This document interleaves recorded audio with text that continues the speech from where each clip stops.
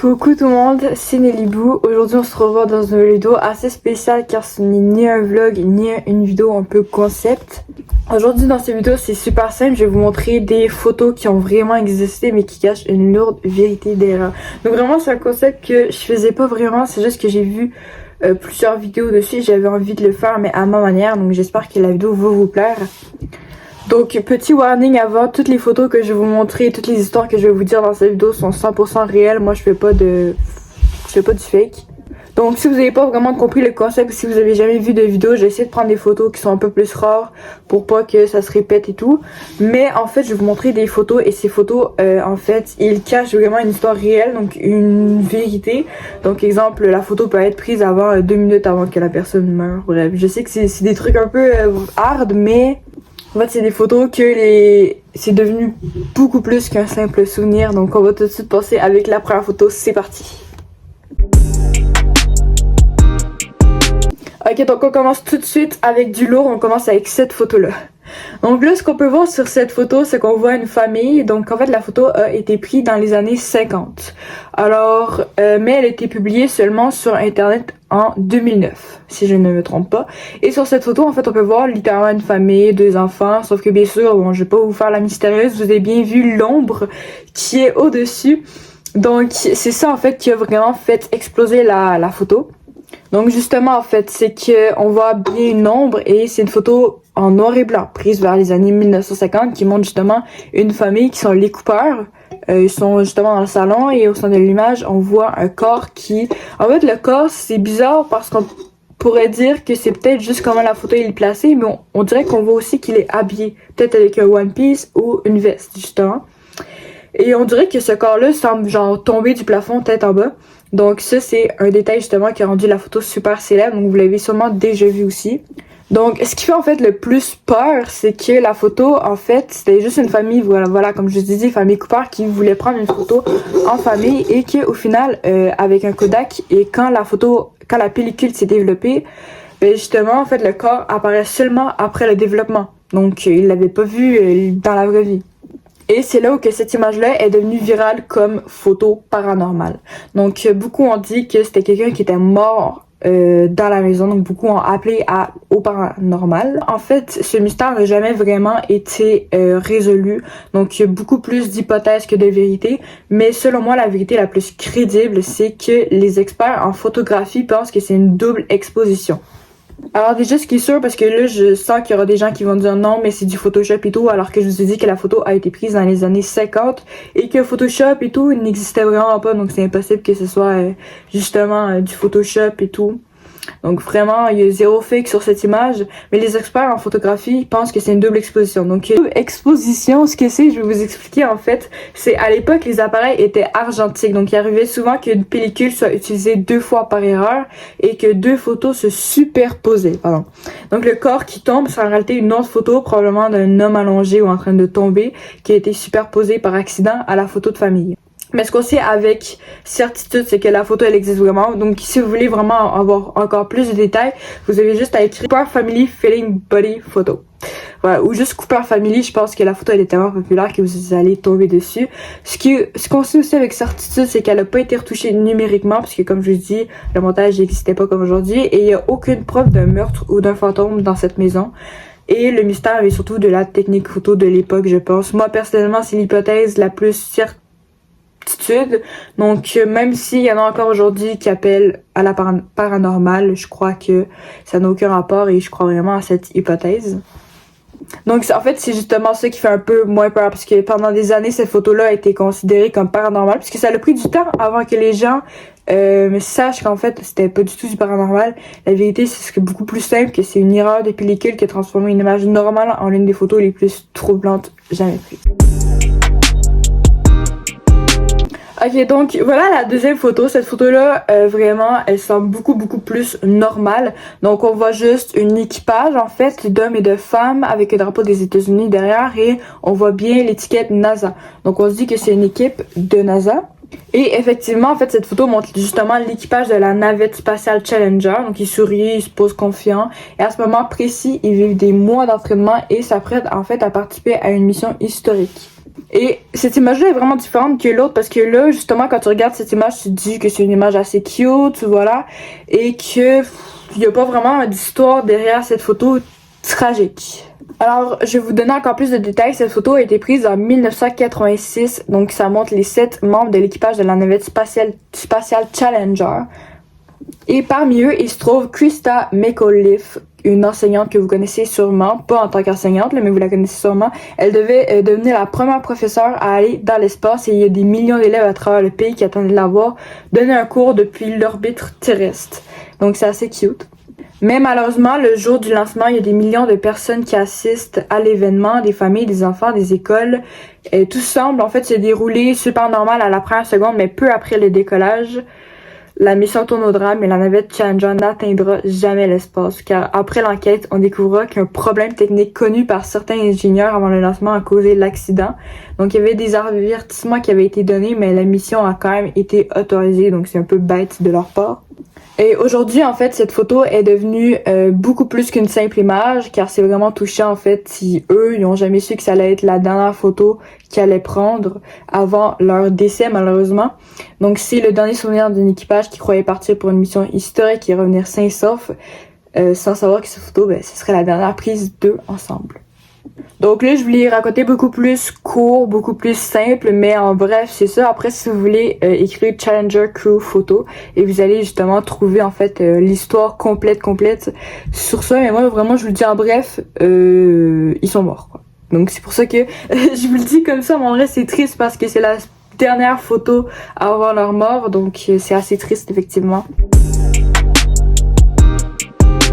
Alors pour la prochaine photo, je vais vous expliquer, je vais vous raconter l'histoire de la petite fille au napalm, donc la photo que vous voyez justement ici. Alors comme vous voyez, en fait, vous voyez plusieurs enfants sur la photo qui est justement en train de courir. On voit aussi des soldats qui sont derrière. L'image a été prise le 8 juin 1972 et a été photographiée par Nick Hutt qui travaille pour l'agence Associated Press. Donc la jeune fille au centre de la photo justement, elle s'appelle Phan Thi Kim Phuc. Donc désolé si je prononce très mal le nom.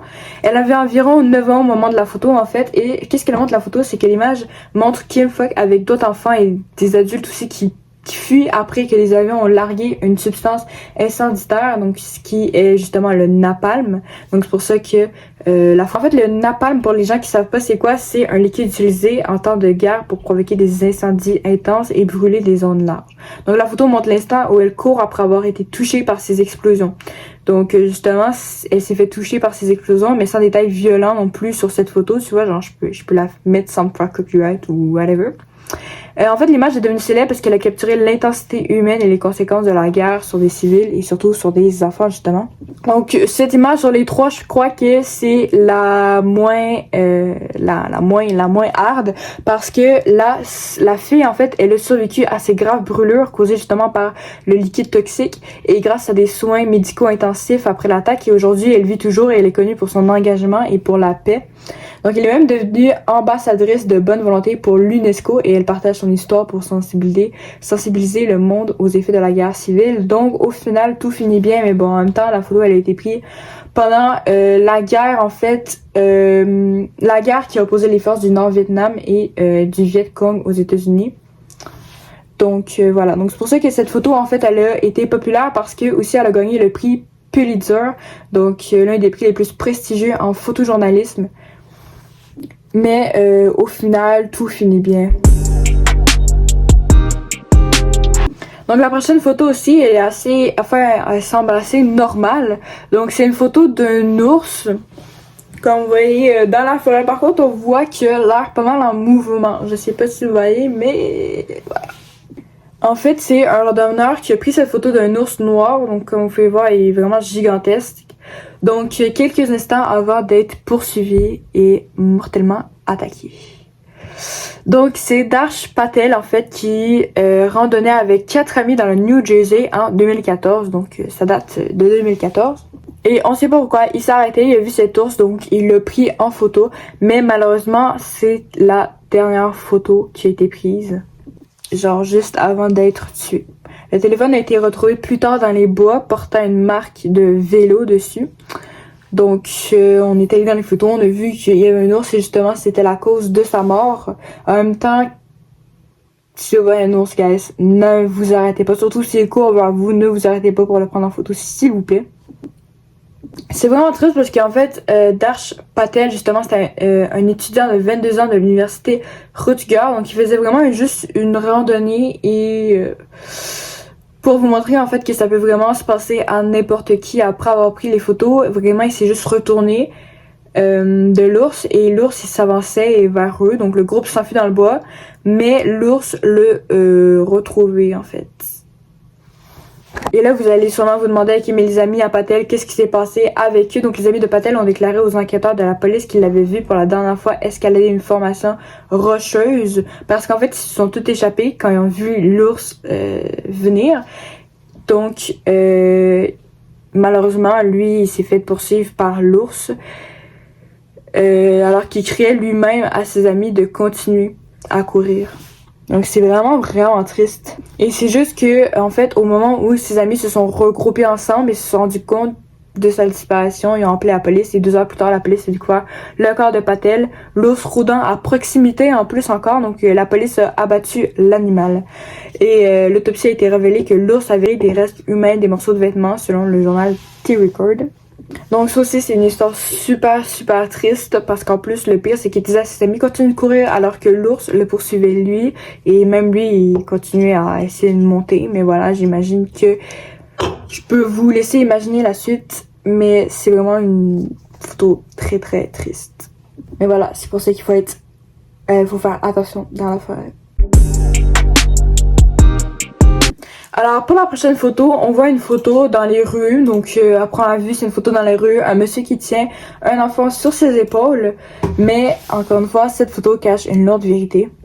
Alors, il y a un détail que vous avez sûrement pas fait attention, en fait, c'est la voiture rouge à côté. Donc cette voiture rouge, 5 minutes après, elle va exploser, ce qui va causer leur mort à tous les deux. Donc voilà, donc en fait il y a un avion qui va laisser crash une bombe, donc en fait, et ça s'appelle l'attentat d'Omagh. Donc vous avez sûrement déjà entendu parler ou pas. C'est un attentat à la voiture piégée, justement, mené par l'Amérique républicaine irlandaise. Donc c'est un groupe en fait dissident de l'IRA provisoire. Alors la photo elle a été prise à 14h30, donc au Royaume-Uni. Alors, l'attaque a été décrite par la BBC comme la pire atrocité terroriste d'Irlande du Nord. Donc là, on parle de ces deux personnes-là, mais il y a eu 29 victimes qui figuraient des gens de milieux bien différents. Donc il y avait des protestants, des catholiques, un mormon, 9 enfants, une femme enceinte de jumeaux avec sa mère et sa fille, 2 touristes espagnols. Donc franchement, c'est super triste en fait de savoir que ça arrive plusieurs fois par année, vraiment beaucoup de fois par année. Donc vous inquiétez pas, l'organisateur en fait, on va dire, de l'attentat en fait, Colm Murphy a été reconnu coupable dans le cadre de l'attentat. Après 14 ans de prison, il a été acquitté en 2010 lorsqu'il y a eu un deuxième procès. Mais en fait, c'est juste triste de savoir que c'était leur dernier moment à eux et que vraiment, genre même pas 5 minutes plus tard, la voiture à côté d'eux ont explosé. Mais en fait, je trouve ça triste, mais aussi je trouve ça assez spécial. Je sais pas si vous allez comprendre, mais je trouve ça spécial d'avoir ces photos-là, en fait. Genre là, tu regardes la photo et tu te dis que ce genre-là, 2 minutes plus tard après, justement, après avoir pris la photo, il a explosé. Je trouve que c'est assez spécial quand même. Alors, prochaine photo, c'est cette photo-là. Donc là, vous vous dites déjà... Non, parce que moi quand j'ai vu cette photo, en fait, justement, je me suis dit, surtout en sachant le thème de la vidéo que j'ai fait, en fait, c'est une mère et en fait, sa petite fille, justement, qui prennent une photo, vous voyez bien qu'ils sont au bord d'un avion. Mais malheureusement, le vol, c'est MH17. Donc, peut-être que vous en avez déjà entendu parler. En fait, donc, voilà. Alors, pour vous faire quoi, en fait, le vol MH17, c'est un événement réel, déjà et tragique, justement. Tout ça se passe le 17 juillet 2014. Donc le vol Malaysia Airlines MH17 décolle justement décolle d'Amsterdam en fait aux Pays-Bas à destination de Kuala Lumpur en Malaisie. Donc à bord de cet avion, il y a 298 personnes, des familles, des hommes, des femmes d'affaires, des enfants, bref. Là, je vous ai mis cette photo-là, en fait, mais il y a vraiment plusieurs photos aussi que j'ai vues. Donc, vous avez juste à écrire justement vol MH17. Et il y a plusieurs photos aussi qui ont été prises. Donc, il y a une autre avec un adolescent, etc. J'en ai trouvé plusieurs. Mais cette photo-là est la plus populaire pour quelconque raison. Alors, quelques heures après le décollage au-dessus de l'est de l'Ukraine, l'avion est touché par un missile, guys. Un missile. L'avion s'écrase, puis tous les passagers et membres d'équipage périssent. Donc, c'est là où que les enquêteurs internationaux confirment rapidement que l'appareil a été abattu. Donc, l'avion, justement, a été abattu. Donc, ce qui est triste, c'est que justement, à cause de la guerre de l'Ukraine et de la Russie, en fait, ben justement, en fait, ils ont reçu un missile à cause de la guerre de l'Ukraine et de la Russie. Je pense que vous avez deviné quand j'ai dit quand ils ont passé devant, en haut de l'Ukraine. En fait, il y a plein d'innocents. Enfin, je vous dis pas que aussi les Ukrainiens et les Russiens aussi sont innocents, mais il y a encore plus d'innocents qui, eux, voulaient juste aller faire leur voyage. Il y avait des ambitions dans la vie, etc. Ils voulaient juste voyager, quoi. Je sais pas trop pour quelle raison, mais c'est vraiment triste. Bon, ce qui est encore plus triste, c'est que dans l'avion, il y a littéralement 0 survivant, guys. Donc, les 283 passagers, les 15 membres d'équipage sont tous malheureusement décédés. C'est pour ça que, en fait, les photos prises avant le vol ou à l'aéroport sont poignantes, en fait, sont importantes puisqu'elles montrent les personnes heureuses et vraiment inconscientes du drame qui va arriver. Justement, donc en fait c'est ça, c'est quand tu regardes l'expression de la personne, donc eux, tu vois, eux ils avaient l'air heureux, tu vois, bon, vous avez vu, mais genre il avait vraiment l'air heureux et en fait justement ils se doutaient zéro de ça, personne ne se doutait que ça allait arriver. Et ce qui est encore plus compliqué en fait, ça c'est un petit fun fact, voilà, mais les débris de l'avion et les corps ont été retrouvés sur place, enfin en Ukraine, mais dans un état très très difficile à identifier à cause de l'impact du feu. Donc il y a des corps encore aujourd'hui qui n'ont pas encore été identifiés. Bon, je pense que toutes les familles des victimes ont été interpellées, donc aucun corps n'a pas été retrouvé. Heureusement. Parce que je sais que peut-être que ça, je pourrais en parler dans une prochaine vidéo, parce que je sais qu'il y a eu beaucoup de crashs d'avions où que 0 corps ont été retrouvés et tout. C'est très très bizarre, mais... Bon, encore une histoire d'avion. Donc là, on voit que c'est une famille indienne, justement, qui sort dans un avion. Cette famille, vous voyez, en fait, le père, la mère et les 3 enfants, donc deux garçons, une fille. Donc, pour commencer, l'histoire du vol Air India, donc 171. Donc, cette photo s'appelle « Une famille et son dernier selfie ». Le 12 juin 2025, donc pourquoi j'ai choisi une autre photo d'avion, je veux pas vraiment me répéter avec les mêmes sujets, mais celle-là, en fait, je l'ai prise parce que justement, 12 juin 2025, c'est très récent quand même, à comparer des autres qui étaient en 2009, 2014, etc. Cette histoire-là, elle est assez récente. Donc, c'est l'histoire la plus récente que j'ai pu trouver. Donc, c'est un vol commercial unique qui est prêt, en fait, à partir de l'aéroport international de Ahmedabad, en Inde. Désolée vraiment pour ma prononciation des sujets que je bégaye beaucoup. J'ai un peu de la misère à prononcer les mots. Mais bon, à bord, il y a des centaines de personnes. Donc, encore une fois, malheureusement, quelques instants après le décollage, alors que l'avion n'a parcouru que quelques centaines de mètres dans les airs, il y a quelque chose qui va pas. Le pilote lance un appel d'urgence, le traditionnel Mayday, juste avant que l'avion ne perde subitement de l'altitude. Le vol s'écrase dans un secteur résidentiel proche de l'aéroport d'Ahmedabad, dans l'état de Gujarat. Ce qui avait commencé, en fait, pour un voyage normal devient l'un des pires accidents d'avion de l'année. Le bilan est terrible parce qu'il y a environ 260 personnes à bord qui perdent la vie, comme justement les personnes sur la photo qui n'ont malheureusement pas survécu. Et là, vous voulez vous dire, ok, mais il y a combien de personnes qui ont survécu? Il y a une personne qui a survécu à l'accident. Imaginez-vous. Sur 260 personnes, enfin 261 personnes, il n'y en a qu'une qui a survécu miraculeusement, bien sûr, à cause de l'impact. Donc justement, cette photo, en fait, comme vous voyez, en fait, cette photo ne montre littéralement rien. Il montre juste une famille joyeuse qui en fait était supposée partir en vacances. Mais elle capture l'innocence d'un instant avant que tout se bascule derrière chaque sourire. En fait, c'est justement la conclusion que se cache une vie réelle, un avenir qui n'aura jamais lieu. Ce qui est triste, c'est que vraiment l'avion il a crash juste quelques secondes avant l'accident. Donc la photo elle a même pas été prise une demi-heure avant là. Genre vraiment l'avion a même pas le temps de faire 2 minutes de parcours. Un seul survivant parmi les 260 personnes à bord aussi, c'est insane. Et l'enquête se poursuit pour déterminer exactement ce qui s'est passé, mais il y a des problèmes techniques au niveau des moteurs et des commandes qui ont été identifiés comme des pistes, mais on n'est pas encore sûr à 100% de la cause réelle du crash. Donc malheureusement, en fait, c'est la raison pour laquelle cette photo est devenue très très populaire à cause de justement de l'image poignante d'un moment avant d'une tragédie. Et en fait, c'est triste parce que sur cette photo-là, on voit vraiment les sourires. Il y avait des vraies vies, des projets, des rêves, mais qui ont été interrompus de façon très très brutale.